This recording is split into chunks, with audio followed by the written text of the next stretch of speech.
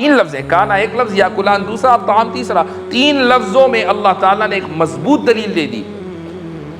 اسی کو argument of contingency کہا جاتا ہے.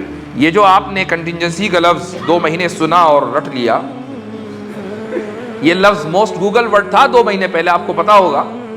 اور بہت سے لوگوں کو تو اسی ڈیبیٹ میں پتا چلا کہ کنٹینجنسی بھی کوئی چیز ہے.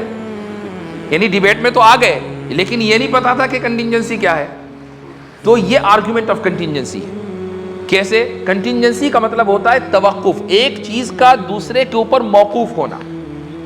اگر ایک چیز دوسرے کے اوپر موقوف ہے، اس کو بولا جاتا ہے کہ A is contingent on B, A B کے اوپر کنٹینجنٹ ہے.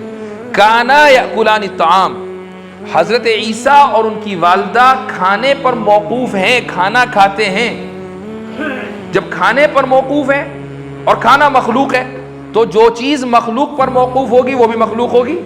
اس لیے حضرت عیسیٰ مخلوق ہے، اللہ کے بیٹے نہیں ہے. یہ ہے آرگیومنٹ آف کنٹینجنسی.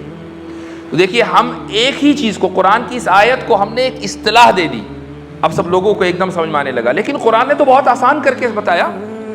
اگر میں کسی کھیت میں کام کرنے والے کسان کے سامنے جا کر یہ کہوں کہ یہ آرگیومنٹ آف کنٹینجنسی ہے، تو وہ جاوید اختر کی طرح بغلے جھانکے گا.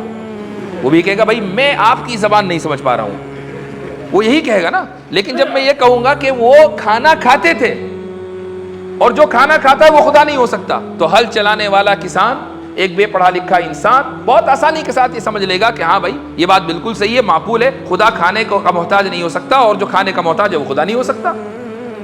یہ قرآن کا اعجاز ہے کہ بہت ہی آسان الفاظ میں وہ دلائل دے دیتا ہے. اسی کو وجادلہم باللتی ہی احسن کہا جاتا ہے کہ اس طریقے سے مجادلہ کیجئے کہ جو بہترین طریقہ ہو، ہر ایک کے لیے آسان ہو، ہر ایک سمجھ سکتا ہو.